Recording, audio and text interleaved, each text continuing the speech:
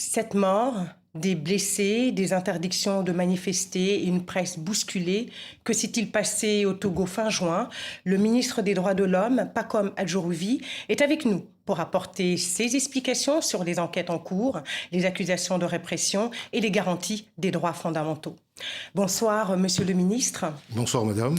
Alors, une enquête est en cours sur les morts, les 7 morts, les 7 personnes trouvées mortes après les manifestations entre le 26 et le 28 août dans votre pays. Où en est cette enquête et que sait-on des conditions de décès de ces personnes? Merci, madame. Avant toute chose, je voudrais souligner ici à l'opinion nationale, d'abord et internationale, que les faits qui concernent le Togo, tels que rapportés par certains médias, est très loin de la réalité que nous vivons, que nous avons vécu ces derniers temps à Lomé. Et ce n'est pas l'occasion pour moi d'épiloguer ou de m'arrêter sur quelque chose quand même d'assez grave. Il s'agit de vie humaine. Et pour certaines raisons politiques ou d'agenda, de calendrier, certains s'amusent à vouloir utiliser ces fins, ces actes qui ont été dénoncés d'ailleurs par beaucoup de nos concitoyens. Aujourd'hui, qu'est-ce qu'on peut dire des circonstances de ces décès, monsieur le ministre? Ce qui est certain, c'est que les médecins légistes ont procédé à des analyses assez poussées. Les conclusions sont connues. Le procureur de la République a communiqué également. Nous avons, avant les événements d'ailleurs, 2 corps qui avaient été repêchés dans la lagune. Ces corps étaient déjà dans l'eau. Nous sommes en train d'établir la réalité. Alors, est-ce que les responsables ont été interpellés? Vous parlez de corps repêchés. Est-ce que des responsables ont été identifiés et interpellés? Non, le temps de la justice, c'est là. Nous donnons le temps à la justice. Les enquêtes sont en cours. Attendons les conclusions avant d'aller vite en besogne. On veut attribuer ces morts à une brutalité policière. Non, madame, ce n'est pas le cas. D'accord. Aucun hématome. Alors, si vous permettez... Aucun hématome. Permettez-moi, Aucun signe monsieur. extérieur. Permettez-moi, monsieur. Nous avons reçu ici même, au JTA, le 16 juillet, le président d'honneur de la Ligue togolaise des droits de l'homme. Je vous propose qu'on regarde un extrait et on en reparle.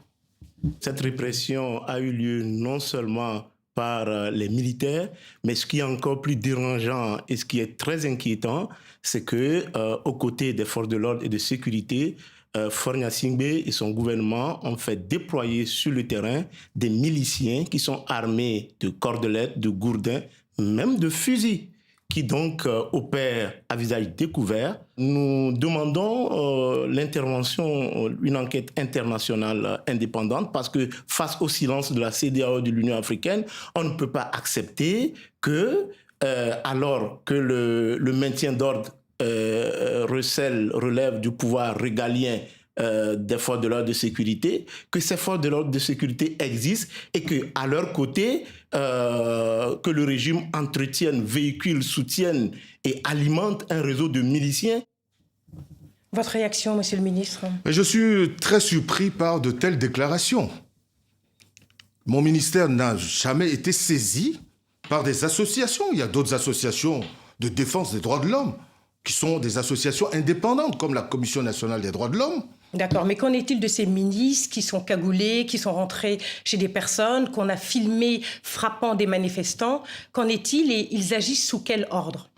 Apportez-moi la preuve de ces miliciens dont on parle. Vous ne savez pas l'existence de ces miliciens? Il n'y a pas de C'est miliciens. assez curieux puisque votre président, M. Faure Gnassingbé, a dit en 2017 à notre confrère de Jeune Afrique qu'il connaissait ces milices et qu'il savait de quoi on parlait, même si c'était une situation embêtante. Et vous dites qu'aujourd'hui, des années plus tard, en 2025, vous n'avez pas connaissance de ces milices qui pourtant font peur à votre population. Les Togolais aujourd'hui ont peur, monsieur le ministre. Vous me parlez des faits il y a quelques semaines. Oui, mais vous ne pouvez pas dire que vous n'avez jamais entendu parler des milices dans votre pays. Je n'ai jamais vu de miliciens. Vous n'avez pas non plus vu les vidéos qui circulent? Vous n'avez pas entendu la population togolaise qui les a vues, qui a peur? Écoutez, vous savez, quand il s'agit du Togo, il y a des prérequis. C'est pour ça qu'en début de notre conversation, je vous disais qu'il y a eu une tentative de fabrication d'une crise depuis l'extérieur pour salir l'image du Togo. Et qui fabrique cette crise? Une certaine diaspora, depuis l'étranger, s'amuse, s'active à... Vous avez quand même des vidéos. Bon, ça, ce n'est pas la réalité des Togolais. Revenons-en à notre propos. Parmi les nombreuses victimes, il y a un jeune adolescent dont vous avez forcément entendu parler, qui avait 15 ans, Jacques Kwame Kotoglo. Il symbolise en fait cette jeunesse qui est en souffrance. Il a été retrouvé mort dans une lagune, le visage tuméfié. Il n'avait pas participé à ces manifestations. Aujourd'hui, sa famille réclame véritablement une enquête indépendante. Que fait l'État concrètement pour ce genre de victimes? Mais d'abord, je m'incline. Nous ne pouvons pas nous amuser avec des faits aussi graves qui ont endeuillé des familles. D'ailleurs, le gouvernement a présenté les condoléances aux familles. À part présenter les condoléances, qu'est-ce que vous faites concrètement? Mais les enquêtes sont en cours pour déterminer les responsabilités. Et madame, je vous affirme que lorsque nous saurons la réalité, l'État prendra toutes ses responsabilités. Et quelles mesures prévoyez-vous de prendre pour calmer cette jeunesse togolaise, pour la rassurer et aussi pour que votre population ait moins peur? D'abord, je dis à cette jeunesse, à notre jeunesse, de ne pas céder à la manipulation, de ne pas céder à ces gens qui, depuis l'extérieur, donnent des ordres pour aller brûler les commissariats, s'attaquer aux forces de l'ordre, brûler les ambassades, en découdre avec les institutions de la République. D'accord, j'ai une dernière question, monsieur le ministre, si vous permettez. Il y a donc une marche de commémoration des victimes qui est prévue ce 9 août exactement. Elle a déjà été interdite à 2 reprises, officiellement à cause des élections municipales. Est-ce que cette fois-ci, cette manifestation sera autorisée le 9 août?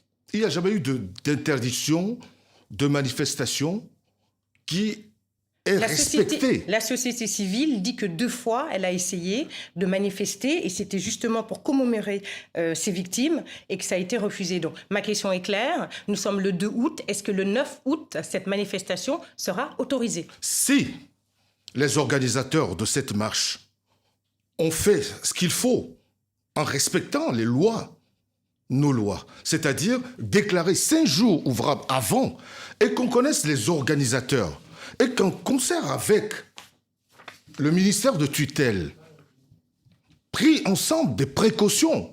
Parce que vous savez... Merci beaucoup. Malheureusement, c'est le temps qui nous est imparti. Merci beaucoup. Je rappelle que vous êtes... Merci beaucoup d'être venu sur le plateau de TV5 Monde. Je rappelle que vous êtes ministre des Droits humains du Togo. Merci.